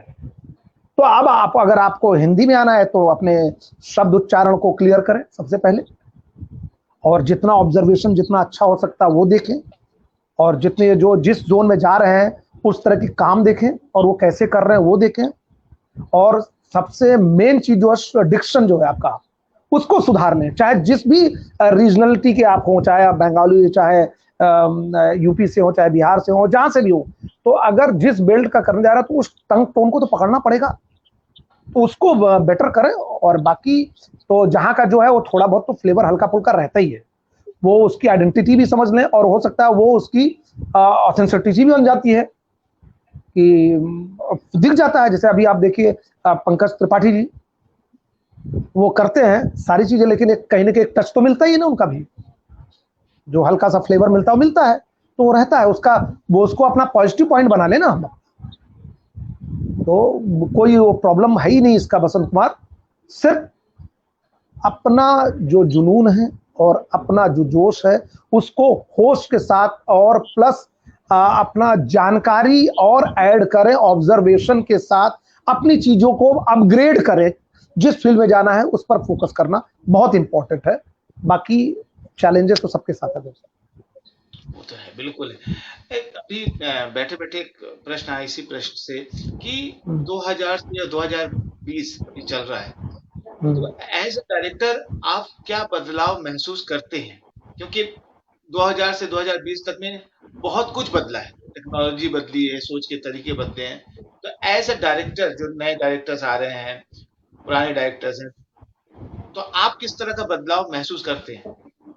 मैं अगर देखूं तो इसको पॉजिटिव भी है, नेगेटिव भी। नेगेटिव इसलिए कि बहुत सारे जो नए लोग आ रहे हैं वो डिटेलिंग में नहीं जा रहे हैं, और असिस्ट किया, असिस्ट के बाद उनको पता है कि कटिंग क्लोज मास्टर ये वो बेसिक कर लिया, उसको करने लगते हैं, और करके तो लोग बोलते हैं कि उनको चांस भी कई बार मिल जाता है, ठीक है, क्योंकि वो चांस लेने के लिए हो सकता है कि अच्छे व्यवहार, जो भी बेसिक जो भी रीजन हो उसकी वजह से। लेकिन प्रॉब्लम कहाँ आती है? जो अच्छा काम करता है, वो कहते हैं कि बजट वाइज हम, वो व्यक्ति जो अच्छा कर रहा है उसकी अपनी एक आइडेंटिटी है, अपना अच्छा काम करना है, और उसकी अपनी एक वैल्यू है जिससे वो काम करता है, उसको एक जो भी उसका चार्ज है। बट एक नया जो व्यक्ति आता है बोलता है सर इतने में हम कर देंगे, हम इतने में कर लेंगे। तो प्रॉब्लम क्या होता है? या तो कर लेंगे उतने में चांस के लिए, ठीक है, लेकिन वो रिजल्ट भी तो ऐसा दो, तब तो ओके। अगर आप सिर्फ पाने के लिए आप उतने में कर ले रहे हो और प्रोड्यूसर भी कर रहा है उतने में करा ले रहे हैं और चीज करवा ले रहे हैं, तो मुझे लगता है ये अच्छा साइन नहीं है, ठीक है। और उस डायरेक्टर के लिए भी अच्छा साइन नहीं है, क्यों? उसको तो काम मिल गया, हम यहाँ पे लेबर वाला काम करने नहीं आए हैं। अगर हम क्रिएटिविटी की बात कर रहे हैं किसी भी, तो हम क्रिएटिव काम करना है जिसमें अपनी वैल्यू भी क्रिएट हो, अपना सम्मान भी हो, अपना काम भी कर रहे हैं, ठीक है। स्थितियां ऊपर नीचे होती हैं, बट कम से कम रेस्पेक्ट तो अपना खुद करो। तो वो क्योंकि भीड़ बहुत हो गई है तो लोगों कंपटीशन भी बढ़ रहे हैं, तो उस चक्कर में ये सारे चीजें भी बन रही हैं, बट वही उसका असर भी दिखता है। इसलिए मैंने कहा ना कि वेब प्लेटफॉर्म पे आ जाने पे हम किस तरह का काम कर रहे हैं। बहुत सारे लोग बोलते हैं मैं ये वेब सीरीज कर रहा है ऐसा, बट लेकिन किस तरह का, उसकी लिमिटेशन क्या है, कैसे काम कर रहे हो, कितने दिन में शूट कर रहे हो। या एक सीरीज हम शूट करते हैं, मान लीजिए आधे घंटे का सीरीज है, उदाहरण पकड़ लो, हम एक एपिसोड, तो कोई लोग उसको आधे घंटे को 5 दिन में भी शूट करते हैं, और कोई आके कहता सर 1 दिन में हम कर देंगे। तो जो 1 दिन में कर देगा वो क्या हो सकता है? जो 5 दिन में कर रहा है और पूरी डिटेलिंग के साथ काम कर रहा है और वो टाइम वेस्ट तो नहीं कर रहा है, तो उसका काम और उसके काम में जमीन आसमान का अंतर होगा ना भाई। तो सारा नाप जोक, डिटेलिंग, सारा कैरेक्टराइजेशन के साथ, लाइटिंग के साथ, परफॉर्मेंस के साथ, ब्लॉकिंग के साथ, फ्रेम के साथ, सारी चीजों के साथ वो कर रहा होगा, और कोई कर रहा होगा ऐसा, तो अंतर तो है।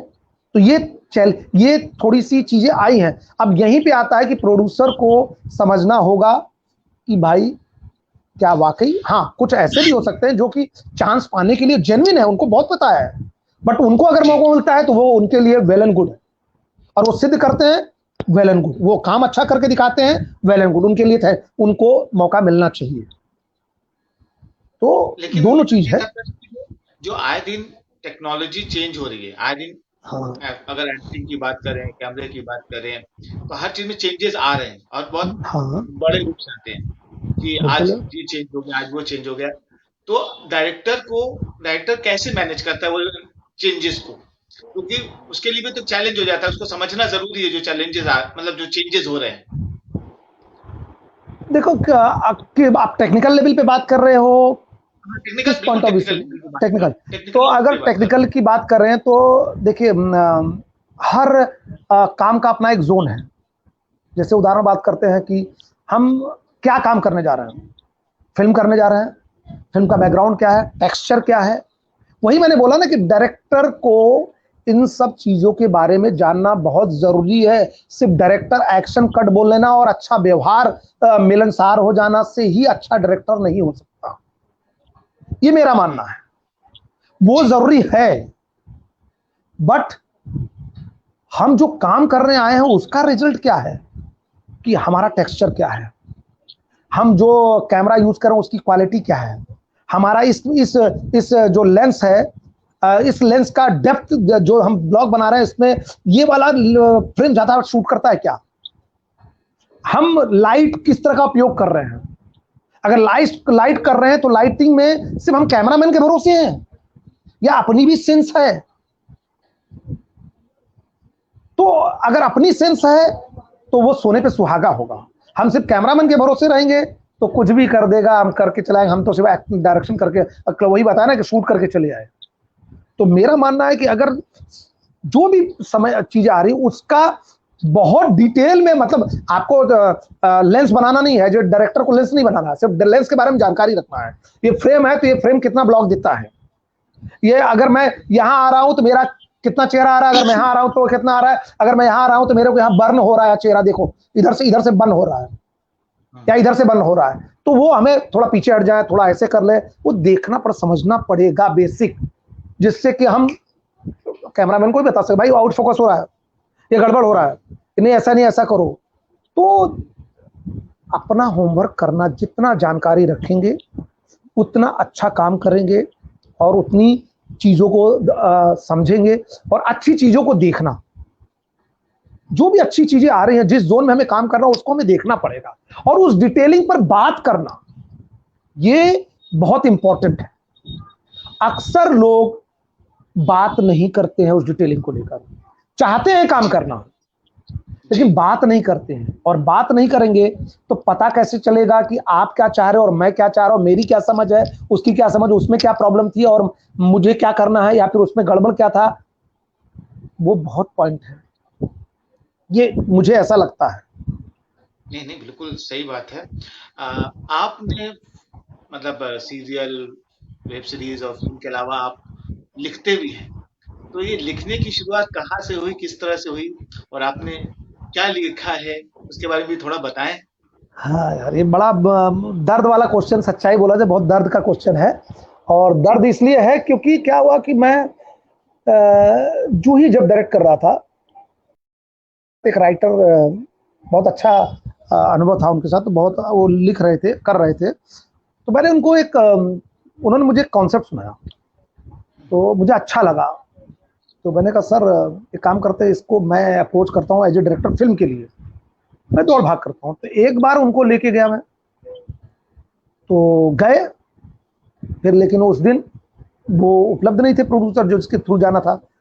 फिर वो दूसरी बार जब बुलाया तो मैंने इनको फोन किया, बोले यार वो ऐसे टाइम पास करते हैं, वो लोग बुलाते हैं और पैसा लगता है यार, यहाँ से जाना, ऑटो से जाना, मैं ट्रेन से चलता नहीं हूँ, बस से चलता नहीं, मैं ऑटो से जाता हूँ, और एक बार यहाँ से वहां जाना, आना जाना लगता है 400-500 लग जाता है, और मतलब वो चीज नहीं पड़ता। तो ये बात मुझे लगा यार, ये बात तो जेन्युइन वो भी कर रहे हैं, बट लेकिन मेरे पास भी इतना पैसा नहीं है कि मैं बोलूँ सर आप एक काम करें, मैं आपकी स्क्रिप्ट को लेकर अप्रोच कर रहा हूँ, तो चलिए मैं दे देता हूँ, और अगर मैं ही देता रहूंगा तो पता नहीं कितनी जगह मीटिंग करना पड़ेगा, तो ये तो संभव नहीं है।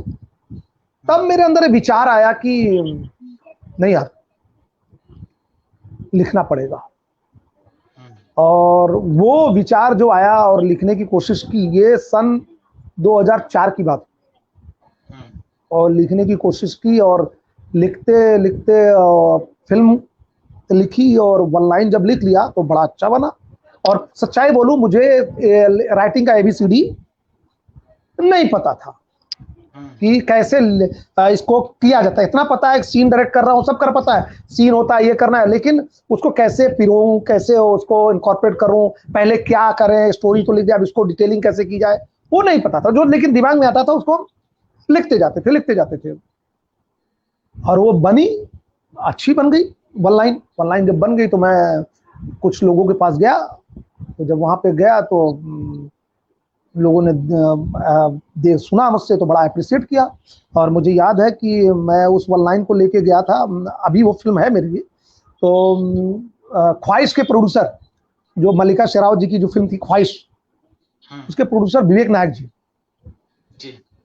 शायन में चूना भट्टी, हाँ वहाँ ऑफिस कुछ था, मैं वहाँ गया उनके पास और सुनाया, तो उनको बड़ा अच्छा लगा। तो उन्होंने 2 ऑप्शन दिए, बोले कि संतोष, या तो एज ए डायरेक्टर जब आप करना चाह रहे हो तो किस आर्टिस्ट को लेना चाहते हो। तो भाई नया नया जोश था और चाहत भी होती बड़ी कि करना है, तो मेरे उससे निकला कि मैं करीना कपूर जी के साथ चाहूंगा। उसमें चमेली फिल्म उनकी आई थी, मैं चाहूंगा उनके साथ करूं, करीना कपूर जी को ट्राई कर रहा हूँ, करूं कि वहां तक पहुंच सकूं। तो बोले एक काम करो, रानी मुखर्जी जी, प्रीति जिंटा और करीना कपूर, इन तीनों लोगों में से किसी भी हीरोइन को अगर तुम लेके आए तो ये रखो मेरा कार्ड, बाकायदे कार्ड दिया उन्होंने, कार्ड रखो, और पैसा कितना लगेगा उसकी चिंता बिल्कुल मत करना, मैं इसे प्रोड्यूस करूंगा। बोले फिर दूसरा ऑप्शन, आप राइटर के तौर पे काम करो और इस फिल्म के एसोसिएट डायरेक्टर हो जाओ, तुम करो। मैंने कहा नहीं सर, मैं किसी और के लिए नहीं लिख रहा हूं, मैं अपने लिए लिख रहा हूं, करूंगा तो मैं करूंगा, मैं ट्राई करता हूं, ट्राई करते करते आज वो वर्कआउट नहीं हुआ, बट लेकिन एक सबसे अच्छी चीज क्या हुई कि वो स्क्रिप्ट तो करते करते करते करते मैंने 5 साल में एक फिल्म लिखी, क्योंकि सत्य विचार आता था, काटना, फिर छोड़ा, पहला ड्राफ्ट तैयार किया, फिर दूसरा ड्राफ्ट किया, फिर हटाया, फिर तीसरा ड्राफ्ट किया, करते करते बहुत अच्छी बनी। और वो मुझे याद है कि मैं इनके पास गया था, ऐश्वर्या राय जी के सेक्रेटरी हैं हरी जी, और उनको जब उन्होंने स्टोरी सुनने के बाद बोला संतोष ये फिल्म तो कमाल की है, और बोले कि फिर मेरा हाथ देखा उन्होंने, बोला तो हाथ वगैरह थोड़ा ज्योतिष का देखते हैं, हरि सिंह जी नाम है उनका, हरि सिंह जी ऐश्वर्या राय जी के सेक्रेटरी थे उसमें। तो बोला कि देखा, बोला कि तुम डायरेक्टर तो बन जाओगे, इसमें कोई दो राय नहीं, बट गोविंद निल्हानी बनना चाहते हो या संजय लीला बंसाली?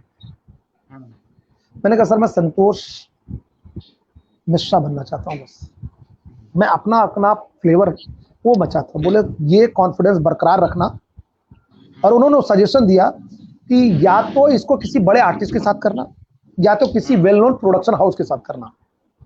नो डाउट तुम्हारी फिल्म बहुत अच्छी है, और वो दिन था, उसके बाद मैंने उस फिल्म को लेकर किसी से स्ट्रगल नहीं किया, किसी के पास गया नहीं लेके, और उसको लिखता गया, और आज की तारीख बहुत ही अच्छी बन गई है। और फिर आया कि नहीं यार अपने आप को पिच करना है, तो मैंने एक दूसरी स्क्रिप्ट लिखी, कॉमेडी, धमाल कॉमेडी फिल्म है, और 2 घंटे, 2.25 घंटे की फिल्म है, 1.5 घंटे पेट पकड़ के हंसेंगे।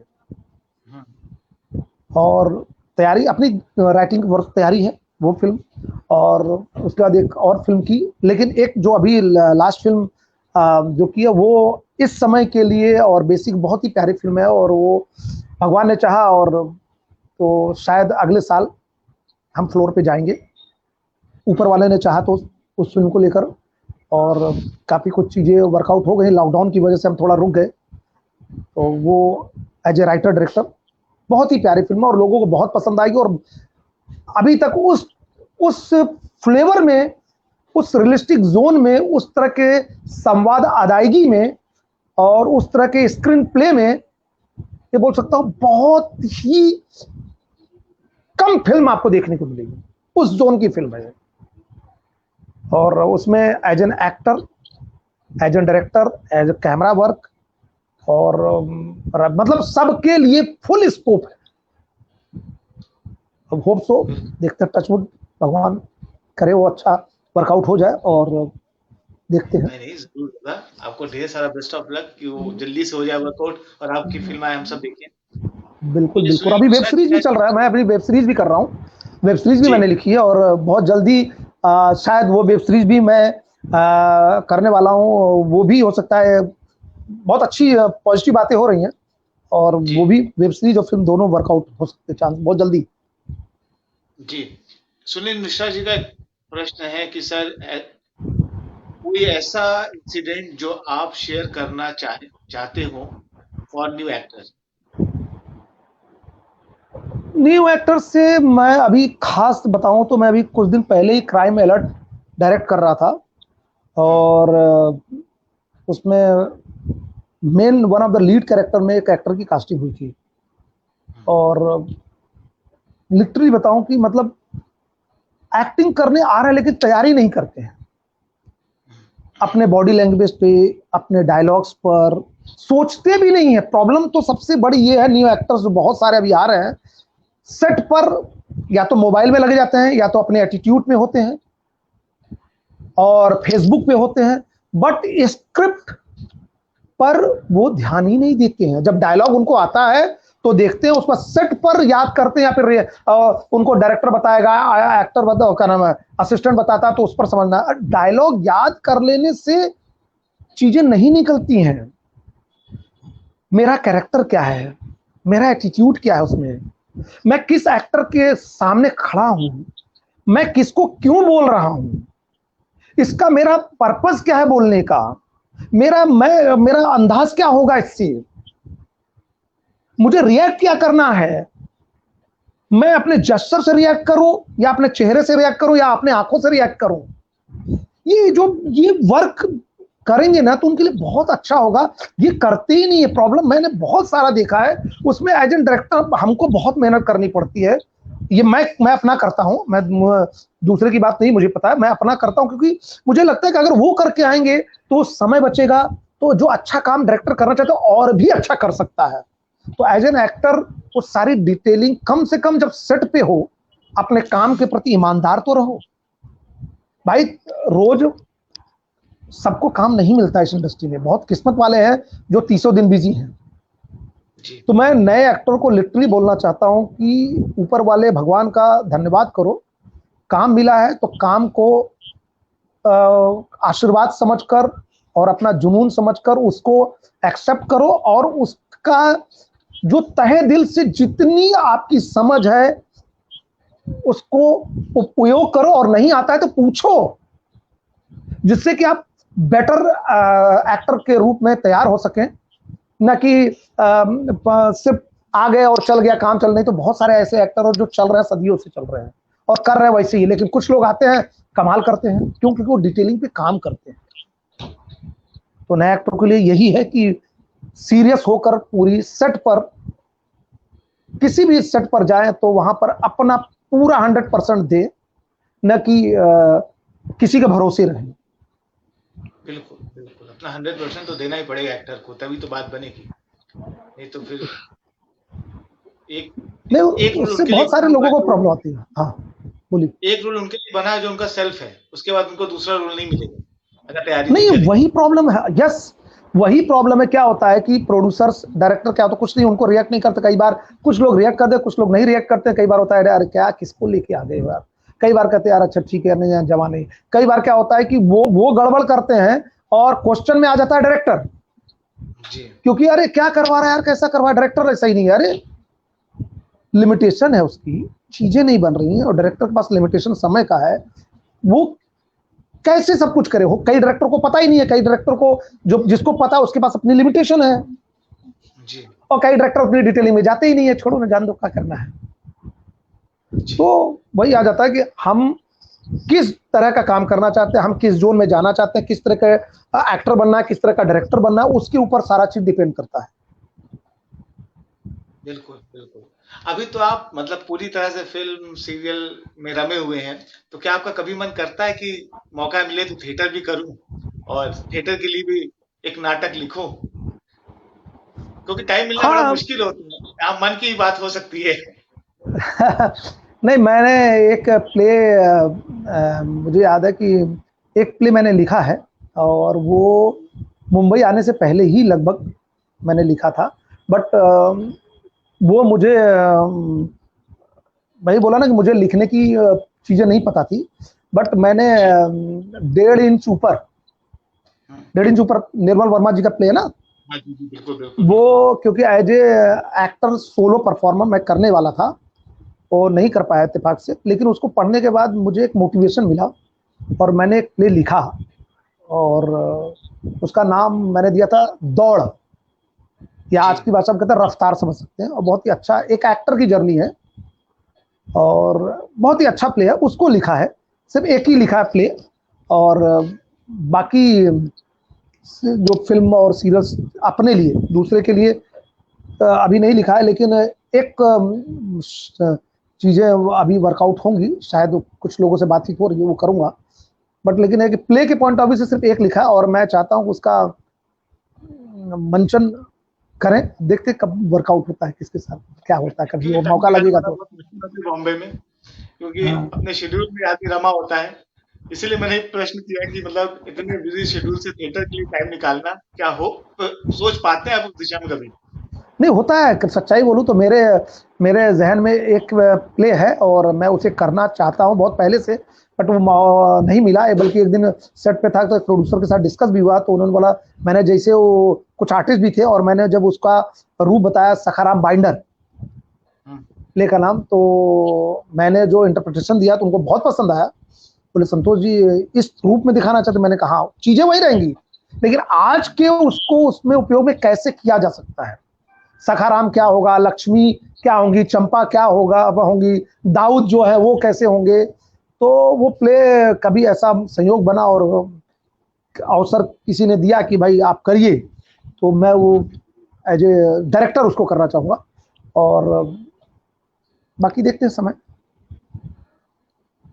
नहीं नहीं, बिल्कुल बीएनए को बिल्कुल मौका देना चाहिए, और बीएनए को आपको बुलाना चाहिए पढ़ाने के लिए वहां पे, कि इतना सारा एक्सपीरियंस आपके पास, कि आप जाएं और वहां पढ़ाएं एक्टिंग और कैमरा के बारे में। और ये बहुत जरूरी है बीएनए के स्टूडेंट के लिए कि उनको ये नॉलेज हो। ये तो वहां के लोगों को समझना चाहिए कि जो व्यक्ति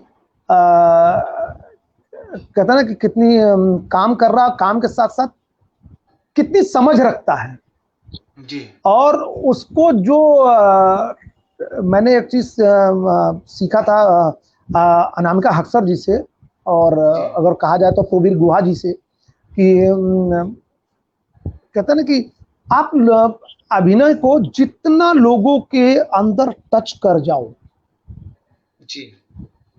वो चाहे बॉडी से, चाहे जेस्चर पोस्चर से, चाहे संवाद से, जिस रूप से, वो बेस्ट होता है। बाकी हर आदमी का अपना एक स्वरूप है करने का। तो अब वहां के लोग सोचेंगे, अगर उस लायक कभी समझेंगे तो बताएंगे, नहीं तो बाकी काम तो कर ही रहे हैं। तो सभी कर रहे हैं, लेकिन एक इंस्टीट्यूट को चाहिए कि अपने स्टूडेंट को बुलाए, क्योंकि उनको मौका दे, और जो नए वाले लोग हैं उनको भी मौका मिलता है। एक्सपीरियंस शेयर करने से बहुत सारी चीजें आगे बढ़ती हैं। बिल्कुल सुनील बिल्कुल, जो मिश्रा अभी जी नया का अपग्रेड वर्जन है। सुनील मिश्रा जी का एक और क्वेश्चन है कि सर, अभी आपके बीएनए के फ्रेंड सर्कल से मिलना हो पाता है? होता है अभी सब कहते हैं ना, यहाँ पर भी आकर के कई बार होता है, सब अपने अपने में बिजी हैं, और कहीं ना कहते कहते ना कि सब प्रोफेशनल हो गए हैं। और मैं अभी काम को लेके प्रोफेशनल हूँ, लेकिन दिल से प्रोफेशनल अभी तक नहीं हो पाया हूँ, सच्चाई है। और बहुत सारे लोग तो अपने भाई हर चीज़ से प्रोफेशनल हो गए हैं, तो मैं सीखता हूँ लोगों से कि कैसे होते हैं। बट लेकिन मैं कभी नहीं चाहता हूँ कि मैं कभी भी, चाहे जिस लेवल पे भी करूँ काम, काम के लेवल पे प्रोफेशनल होना और अच्छा काम करने के लिए जितनी इन्वॉल्वमेंट हो सकता है वो सब करना है, लेकिन अंदर से मुझे प्रोफेशनल नहीं होना है।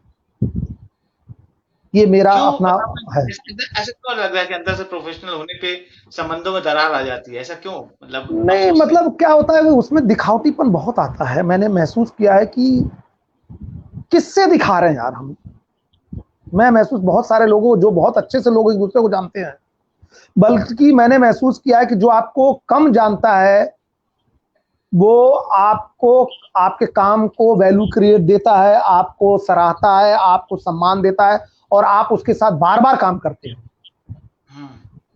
और ये आप, ये मेरे अनुभव नहीं, मुझे लग रहा है काफी लोगों का अनुभव रहा होगा, आप लोग का भी अनुभव होगा ऐसा, कि ये और कुछ लोग ऐसे होते हैं जो जो कहते हैं ना कि एक दूसरे को लेके चलते हैं, अगर उस क्राइटेरिया में आ रहे हो तो। ये नहीं बोलता कि अगर क्राइटेरिया में नहीं आ रहे हो तो ऐसा नहीं कि जबरदस्ती किसी को, भाई एक बार कोई चांस दे सकता है, बार बार नहीं दे सकता है।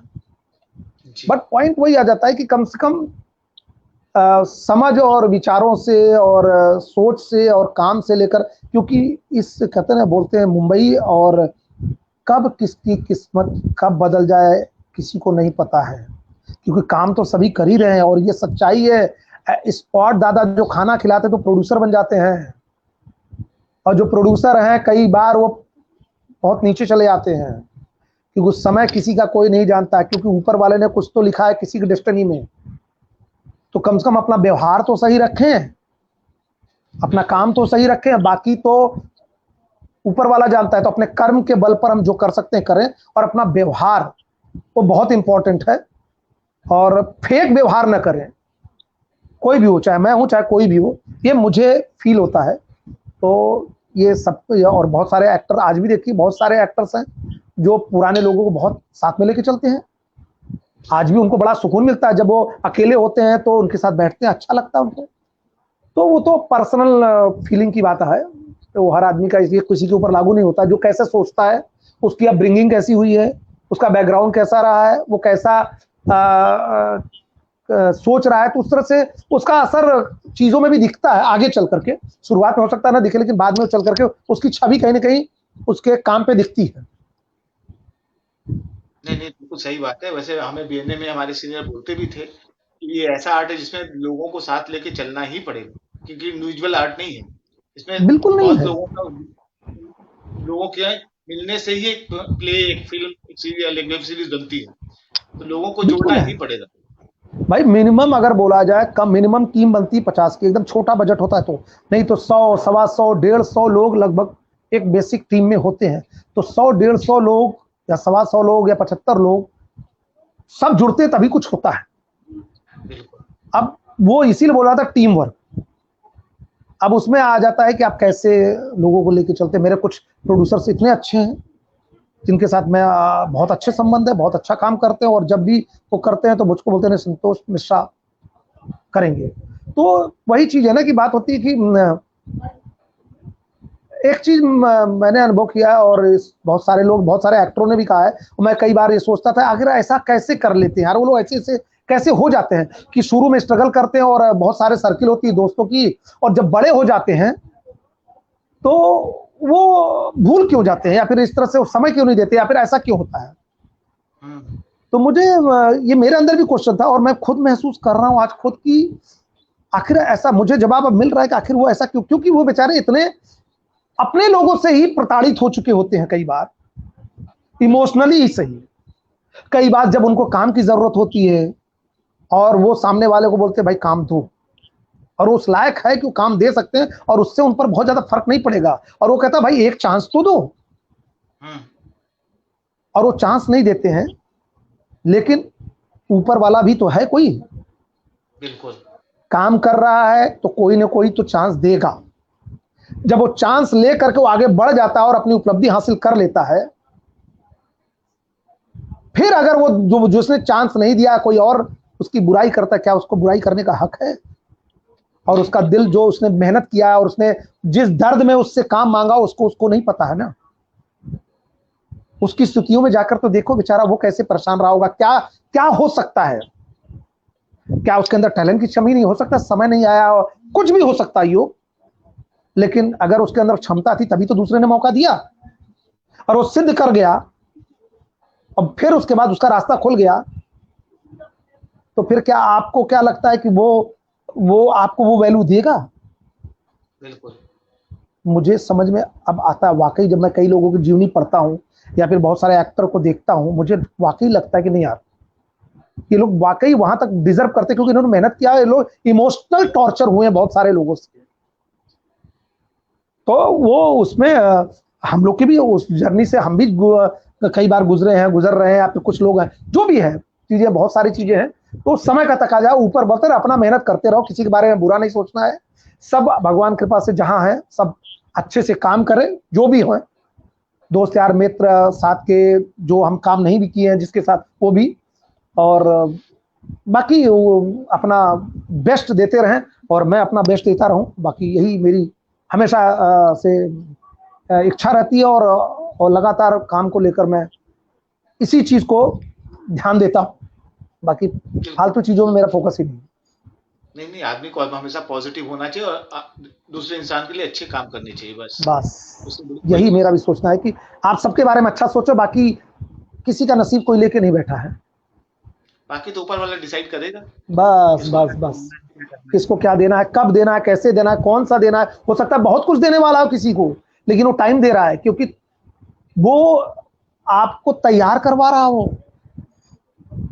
हमको पॉजिटिव लेना है, उस चैलेंज से गुजरना, और वो चैलेंज एक्सपीरियंस बनता है, और वो एक्सपीरियंस आपके हर काम में कहीं ना कहीं अनुभव के रूप में वो दिखता है, अगर आप माइन्यूटली उस चीज को पॉजिटिव लेते हैं तो, और उसका उपयोग कर पाते हैं तो। जी बिल्कुल। सुनील मिश्रा जी का प्रश्न है कि सर, थिएटर के टाइम में किसी तरह के चैलेंजेस आए हो? चैलेंजेस तो थिएटर के टाइम में काफी आए भाई। दोस्त कई बार कहते हैं ना कि मुझे याद है कि थिएटर जब करते थे तो थिएटर से ही तो समझ में आया कि कंपटीशन क्या होता है, टांग खींचना क्या कहते हैं। और प्लस कुछ जो लीड कैरेक्टर होते हैं, सबको वो है कि सब लगते हैं उसमें, वो भूल जाते हैं कि मेरी बॉडी लैंग्वेज उसके साथ मैच होगी कि नहीं होगी, लेकिन कोशिश सभी करते हैं कि भाई मुझे वो मिले। मैं क्योंकि थिएटर में एक सबसे अच्छी चीज ये भी है कि कई बार कहते हैं ना कि प्रैक्टिकल प्रायोगिक रूप में लोग करते हैं कि जरूरी नहीं है कि आपका बॉडी इतना तंदुरुस्त हो तो बॉडी वाला ही मिलेगा। आप इमेजिन कैसा करते हो, अब फील करा दो एक्टर को कि मैं बहुत पतला दुबला आदमी बहुत तंदुरुस्त हूं, तो आपको हो सकता है वो रोल मिल जाए। वो डायरेक्टर की इमेजिनेशन के ऊपर है। तो वहां सब फाइट करते हैं और लगे रहते हैं और बड़ा होता है। तो उस चैलेंजेस में महाभोज का चैलेंज बड़ा अच्छा रहा है अपना। महाभोज का बिंदा का जो कैरेक्टर कैसे मिला है और क्या काफी रहा है उसमें अनुभव, कि लोग लगे रहे और सब करते थे प्ले करने का अनुभव। और जाके आज ये पढ़ते थे, कल वो पढ़ते थे, कल कैरेक्टर वो पढ़ते थे, कल और पढ़ते थे, और करते करते करते और वो चीज मिला। और कहते हैं ना कि वो टॉयलेट में भी बैठ करके मैं स्क्रिप्ट के बारे में सोचता था, सुबह सुबह उठता था याद करते करते, मतलब कहते हैं ना सुबह 7 बजे विजयनगरम हॉल में पहुंचना है, या फिर सचिन सर के घर पे पहुंचना है। वो 2-2 3-3 बार रिहर्सल लेते थे। तो वो एक अलग ही अनुभव है, उसका मजा भी अलग है। और एक चाय एक बिस्किट पे 12 बज जाते थे, 2 बज जाते थे, बिल्कुल। बट लेकिन उसका मजा अलग आता था, वो जुनून था। बिल्कुल, ये तो है। जैसे मुझसे सर ने सारे रोल करवाए थे, कोई रोल ही नहीं दिया था मुझे। फिर जाके मैंने उनसे लड़ाई की थी कि सर एक रोल हाँ, तो दे दो। तो बोलते तुम्हारे हाँ। लिए कोई रोल ही नहीं इस नाटक में। तो उन्होंने बड़ी मुश्किल से नरोत्तम का रोल दिया था कि चलो ये कर लो, तुम्हें बड़ा करने का मन है। तो अच्छा, वो लेकिन उसी महाभोज में हाँ, महावज मैंने नरोत्तम किया था ना। लेकिन तुमने भी तो बिंदा का कैरेक्टर पढ़ा था। नहीं, पढ़ाया तो सारा रोल था, वही मैं लेकिन कह रहा मेरी हूँ, लाइन सबने कोशिश की थी। नहीं नहीं, लेकिन वो बात ये थी कि अब वो फिजिक भी तो काउंट करती है कि और वही कौन कह रहा कैसे हूँ, दिखता डायरेक्टर है। के इमेजिनेशन है ना। हाँ, तो बहुत बट सारे लेकिन बहुत चैलेंजेस हैं, मतलब बहुत जैसे बहुत बहुत थिएटर में बहुत बहुत सर्वाइव, थिएटर में सर्वाइव करना बड़ा मुश्किल है कि अरे आदमी बिल्कुल। कैसे अरे सर्वाइव करेगा। आप थिएटर कर रहे हो, और इसके लिए बहुत बहुत बधाई है कि आप लगे हो और सारी चीजों के साथ अच्छा काम कर रहे हो। और मतलब लाइट डिजाइनिंग के साथ साथ, डायरेक्शन के साथ साथ थिएटर में अपनी पकड़ बना के रखा है आपने। ये बहुत अच्छी चीज है। और हम लोग तो फिल्म लाइन में चले आए, क्योंकि मेरा शुरू से ही फिल्म लाइन में आना मेरा शुरू से ही उद्देश्य था। मेरा थिएटर करना बिल्कुल उद्देश्य नहीं, थिएटर एक जरिया था मेरा। जी। तो शुरू से ही था। तो ऊपर वाले ने अभी वहां तक पहुंचा दिया है। अब अगला चरण मुझे लग रहा है ऊपर वाला का समय आ गया है, और ऊपर वाला मतलब हिंट अब दे रहा है कुछ की। यहीं से आपका अगला चरण शुरू होता है, क्योंकि हाँ, काम तो सारा लाइन अप है। जल्दी से कोरोना खत्म हो, अगला चरण शुरू हो जाएगा।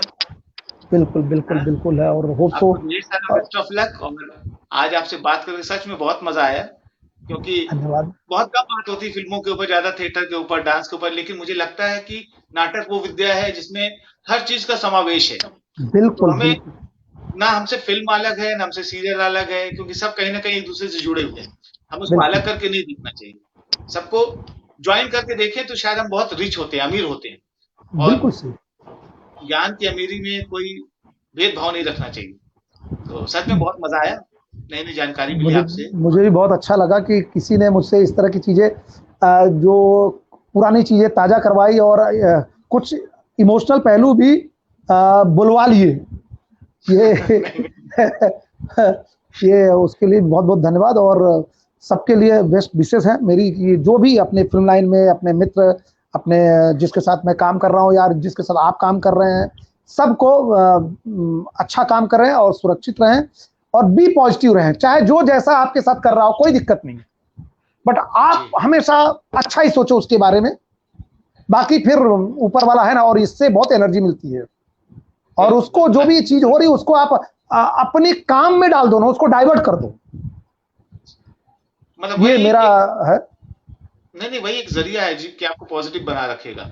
यस यस क्योंकि यस। लोगों को बहुत समय समझ में नहीं आता कि आपने किसके लिए क्या किया। उनको लगता है बस ये गलत है और ये सही है, ये झूठ है। जबकि बिल्कुल वैसा होता नहीं, होता बिल्कुल कुछ और है। बिल्कुल बिल्कुल बिल्कुल। हो सकता है भाई सामने वाला सिचुएशन कुछ और हो, या हो सकता है कि कुछ और सोच रहा हो, पता नहीं। हम तो इस तरफ से सोच रहे हैं ना, हो सकता है वो अपनी जगह पे सही हो सकता है, पता नहीं ना, हमें भी नहीं मालूम है। इसलिए हम किसी और के बारे में गलत क्यों सोचें। जी जी जी। तो सर संतोष जी, आपका बहुत बहुत धन्यवाद, बहुत बहुत थैंक यू। आपने टाइम निकाला हमारे लिए आए। फिर हम आपको बुलाएंगे अगली बार, और फिर बातें करेंगे कि आपके नए नए बिल्कुल। बहुत प्रोजेक्ट्स बहुत क्या हैं। बहुत बहुत तो धन्यवाद। बहुत थैंक यू सो बहुत मच। थैंक यू आपका। धन्यवाद धन्यवाद धन्यवाद। धन्यवाद।